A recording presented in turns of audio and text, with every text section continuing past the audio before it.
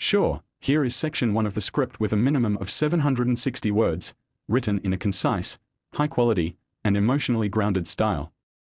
It follows the exact structure discussed without any fluff or repetition. I never imagined my life would take a turn that would leave me questioning the two people I trusted the most. My name is Diane. I'm 42, and I've always considered myself a good mother, present, attentive, supportive. I raised my son Ethan mostly on my own after my first marriage ended when he was still in elementary school. We had our struggles, but our bond was solid. Or so I believed. 3 years ago, I met Marcus. He was 38, charming in an effortless way, and he made me feel seen again after years of emotional emptiness. We didn't rush into things. I introduced him to Ethan slowly. Ethan was cordial, polite, but distant. I chalked it up to his protective nature. Over time, though, they seemed to warm up to each other. I was relieved. It felt like I could finally breathe. My son and my partner getting along, that was all I ever hoped for. When Ethan graduated from college, he moved back in while he sorted out his next steps. He was focused on applying to grad schools, saving money, figuring out his path. Marcus had already been spending more time at my place, sometimes staying over. It became a quiet routine: dinners, late-night movies, easy silences. I was grateful for the normalcy, but slowly, that normalcy began to feel different. I couldn't quite place it at first. A glance that lingered too long. Whispered conversations that ended abruptly when I walked in. Laughter I wasn't a part of. I told myself I was overthinking. Maybe I was insecure. Maybe I just needed more sleep. But doubt, once it creeps in, has a way of multiplying. Ethan had been dating Sophie for about a year. She was sweet, warm, always smiling. I liked her. She brought lightness into our home. But one evening, after dinner, she stayed behind while Ethan stepped out to take a call. She looked at me and asked, gently, "Do you trust Marcus?" I laughed nervously, caught off guard. "Of course," I said. But something in her eyes unsettled me. It wasn't just curiosity. It felt like concern. She didn't say anything else. Just smiled, too tightly, and helped me with the dishes. That moment stuck with me. After that, I started noticing small things. Marcus's hoodie was in Ethan's room.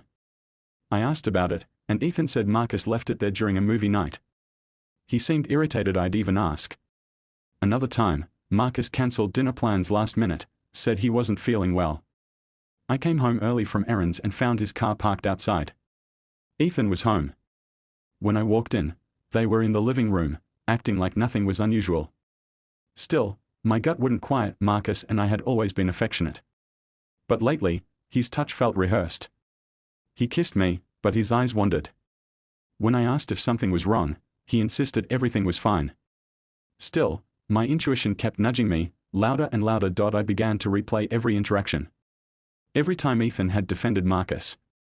Every time Marcus had prioritized helping Ethan with something over spending time with me. Their closeness no longer felt innocent. It felt guarded. Exclusive. Like I was on the outside of my own relationship. I wanted to be wrong. I prayed I was. What mother would even consider the thought that her boyfriend, her much younger boyfriend, could be involved with her own son? It was unthinkable. Unbearable. And yet, the feeling grew roots. Ethan had always been private, but now he was evasive. Locked doors. Cleared browser history. Late nights where I'd hear hushed voices, then silence when I passed by his room. Marcus brushed it off. Said I was reading into things. Said I was tired. Maybe I was. But I wasn't blind. One evening, while cleaning, I found a note in the laundry, folded in Marcus's jeans. It wasn't explicit, but it was intimate. Last night was risky, but worth it. No name. No details. Just that. My hands trembled. I stared at it for what felt like hours. When I asked Marcus about it, he denied knowing anything about it. Said it must have been old. From before us. But I knew that handwriting. I knew it wasn't old. The fear settled in my chest like cement. I couldn't sleep. Couldn't eat. I kept telling myself this was absurd. That there was some logical explanation. But nothing made sense anymore. And the one thing I wasn't ready to face was starting to look like the only truth that fit. I didn't want to accuse. I didn't want to destroy something without proof. but my trust had already started to decay. And trust, once cracked, doesn't repair itself quietly. It waits. And it watches. I didn't know what was coming. But I knew something already had. Let me know when you're ready for section 2. Here is section 2 of the script, written concisely and powerfully, with no repetition or fluff, keeping the word count to a minimum of 760 words. The day everything collapsed started like any other. I wasn't supposed to be home until 6, but I left work early after my last meeting was cancelled. I didn't tell anyone. I didn't need to. I just wanted a quiet afternoon. When I pulled into the driveway and saw Marcus's car, I assumed he'd come over to surprise me. But inside, the house was silent. Too silent. As I climbed the stairs, I heard a faint laugh, Ethan's. Then Marcus's voice, low and close. I froze halfway up. The tone wasn't casual. It wasn't innocent. My stomach dropped. I walked the last few steps like I was outside my own body. I opened the door. They were too close. Marcus didn't have a shirt on. Ethan was sitting on the edge of the bed, legs turned toward him. The air felt wrong. Neither of them moved at first. Marcus finally stood up fast, as if clothing himself would undo what I'd just walked in on. Ethan didn't say anything at first. He just stared. Then he said quietly, "I was going to tell you." That one sentence knocked the breath from my lungs. I stood there, unable to speak. Every sound in the room went mute. My hands were shaking, my chest burning. I turned and walked out without saying a word. I locked myself in the bathroom, slid down to the cold tile, and let myself fall apart. It felt like something had died inside me. This wasn't just betrayal. This was a kind of fracture that rewrites who you are. I raised that boy. I kissed that man. And now the lines had blurred in a way I couldn't even comprehend. All I could do was cry until I had nothing left. Later that evening, I sat on the edge of the bed, waiting for one of them to explain. Marcus came first. He looked destroyed, eyes red, voice shaking. He kept saying it wasn't what it looked like. Said they were talking, reconnecting, supporting each other. I said nothing. He finally admitted they had crossed boundaries. That it was emotional, maybe physical, but never meant to happen. I didn't ask for details. I didn't need them. The damage was already done. Ethan wouldn't meet my eyes. He stood in the doorway like a stranger. I asked him why. He shrugged. Said it wasn't planned. That it just happened. That it felt real in a way nothing else had. I asked if he ever considered what it would do to me. He said he did. And then he said, "But I was tired of pretending." That broke me in a new way. Pretending? Pretending to be my son? Pretending to be someone decent? I wanted to scream.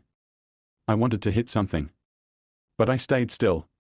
Rage sat behind my teeth, but what good would it do now? I looked at Ethan, the boy I once held through nightmares, and all I saw was someone I didn't know. I stepped outside and called Sophie. I told her everything in one breath. She didn't sound surprised. She said she had seen a text on Ethan's phone a few weeks earlier.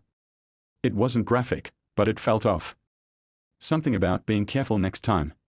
She'd felt uneasy ever since. I asked her why she didn't say anything. She said, "I didn't want to believe it either." That night, I told Marcus to leave. No yelling. No drama. Just a simple, final goodbye. He asked if there was any chance I'd ever forgive him. I said no. I said I hoped he'd find whatever he was looking for far away from me. Ethan started packing immediately. I didn't ask where he was going. I didn't offer help. I didn't say goodbye. As he walked past me with his bags, he stopped and said, "I know you hate me." I didn't answer. Not because I hated him, because I didn't know what I felt anymore. Grief, betrayal, guilt, disgust, it all bled together until there was nothing left to name. After they left, the silence was deafening. The house no longer felt like mine.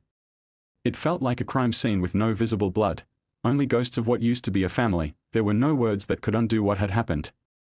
No apology that would make it make sense. And for the first time in my life, I couldn't even cry. Let me know when you're ready for section 3. Here is section 3 of the script, written with direct emotional clarity, no repetition, and a minimum of 760 words.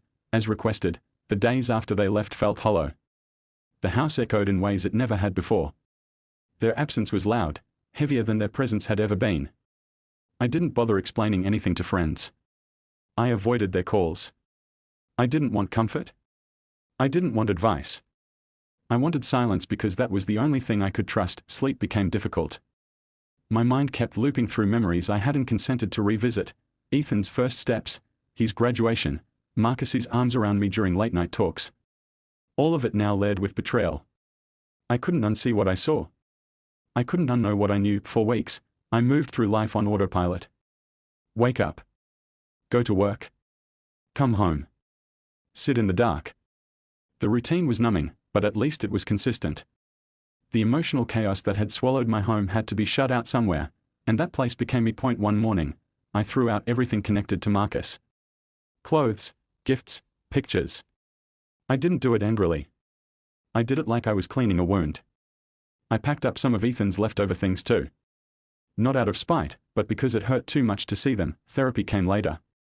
I didn't go looking for healing. I went because I didn't know how to move forward. I needed someone to help me separate what was mine to carry and what wasn't. The therapist didn't give me solutions. She gave me questions. Why do you feel responsible for their actions? What part of you believes love excuses destruction? I didn't always have answers, but I appreciated being asked. A few months passed. No calls from Marcus. I assumed he understood there was nothing left to say. But Ethan eventually broke the silence. He emailed me. The message was short, distant, but layered with regret. He didn't ask to come back. He didn't ask to be forgiven. He said he was in therapy. Said he realized he had a lot to confront. That he knew what he did was inexcusable. That he was sorry, not just for what happened, but for how deeply he broke me. I read it 5 times. I didn't cry. I didn't get angry. I just felt tired. I never responded. Not because I wanted to punish him. Because I didn't know what response would even be honest. I wasn't ready to forgive. I wasn't ready to re-engage. Some silences are better preserved. People often ask what forgiveness means. Is it about giving someone a second chance? Is it about forgetting? To me, forgiveness became about release. About deciding not to let the weight of someone else's choices chain you to your own suffering. It didn't mean I welcomed them back. It didn't mean I understood them. It meant I refused to keep bleeding from a wound they inflicted. I had to rebuild a sense of identity.